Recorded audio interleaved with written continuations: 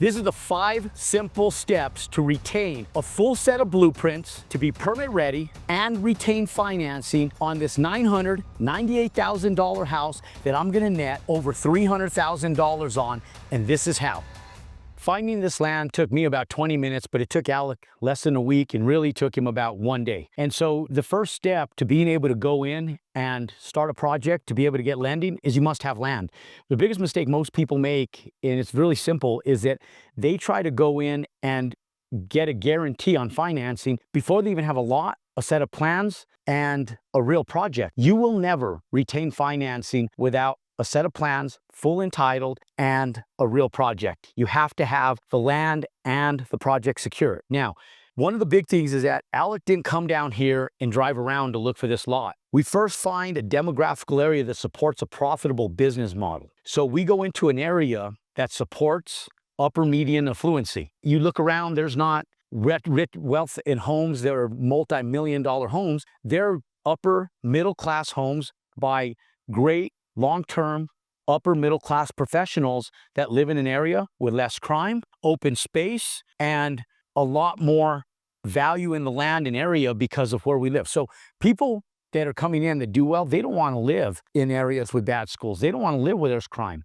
Most of them don't. And so first we find a demographical area that supports what we're doing. Now, we backed into this with ProfitWise because your time is worth X amount of dollars, and only you can evaluate what your time is worth. My time, I knew, was not worth less than a $300,000 profit on a home. So when we came in to look at this, I backed into the underwriting based on what I was requiring to net as a builder and an owner. And so I came in and said, that's my minimum. So I backed into it, and I told Alec when he was looking for the land, I said, bro, we cannot afford to pay more than $175,000 for any given lot. Because if we do, it comes out of our bottom line. And then we're giving our bottom line profitability with all our work, all our stress, all of what we have to handle to build that house and all our liability, we're giving that profit over to the person who owns the land. They're not worthy of taking those proceeds. You are the builder, you're taking the risk, those proceeds belong in your pocket. So that was our minimum requirement, was the 175. So after about a day's worth of legwork on the computer, Alec came out and looked at the lots, sent them over to me. One morning for breakfast, I showed up, I looked at the area, I saw the comps. Out of about 15 comps, 3 were relevant, 1 was extremely relevant, 2 were modestly relevant, but those are still the same comps that the bank is going to utilize for lending. Now, I'm building my house cash, but 99.9% of you guys are not, and you have to understand, like Alec is not. When you go to a financial institution, unless you can hold resale value comps that support the resale value of a like property, meaning same square footage, same amount of bedrooms, same amount of car garages, within a 300 square foot variance, you will not get lending unless the comps support it. So first you have to have a demographic that supports that. We went through 6 lots.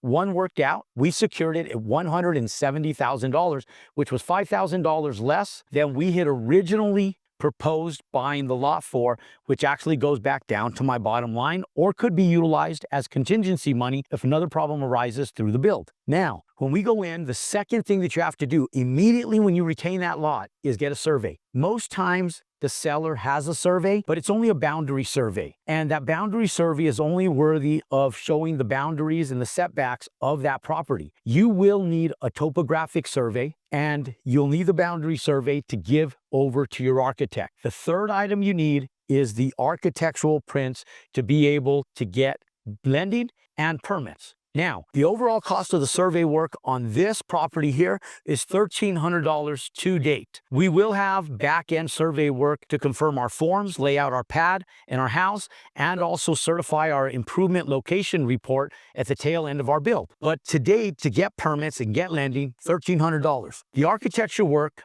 is about $1 a square foot. We retained all prints from a draftsman instead of using an architect who's less expensive, understands CAD extremely well, and is able to get us to the finish line with permits for a modest $3,000 investment for a set of building plans and full designs to build and construct this entire home. Now, the architect is then going to provide the civil engineer their drawings along with a topographic survey that the survey company gives. With a topographic survey and their floor plan and designs, the civil engineer will provide to you what's called a grading and drainage plan to ensure that that house doesn't flood or is not at risk for long-term flooding due to massive rains, 100-year floods, 40-year floods, or whatever it is. They'll give you a finished floor height that you need to stick with, and they'll also give you the lay of the land, including where the house needs to sit on that lot. Now, one requirement for me was I had to capture the mountain views behind me.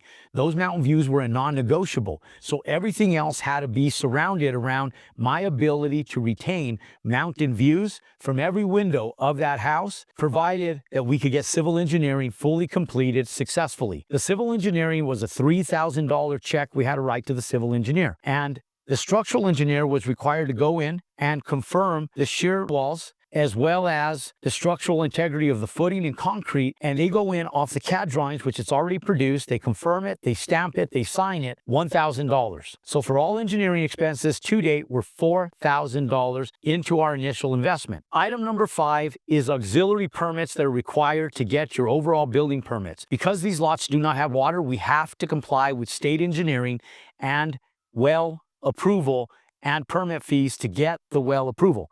Now, the septic tank is also a state requirement. Because there's not public sewer here, we're also required to do a septic tank. The septic tank permits cost $150, but to hire it out through a consultant that's actually going to be doing our septic tank installation, $500 deposit. Now, all in, for soft costs is $9,300. That money is an investment you will be required to have to take a single family home this size out of the ground. With a lot included, we're at a total cost of $179,300, including the land. Now, when you extract out the land, you're going to be sitting at a $9,300 deficit that you've invested into getting permits and lending. Now, one of the big things of where we are right now is putting ourselves in position to leverage that $9,300. And with a $9,300 investment, we can go out and turnkey make in excess of $300,000. I believe we'll make about $309,000 on this single family build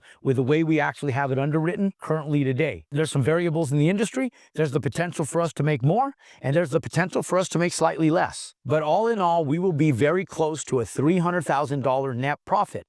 But before we can make that profit, we have to commit to the build, we have to commit to the land, and we have to commit to the cost associated with securing the land and getting the soft cost entitlements and these set of blueprints to successfully get us to the finish line.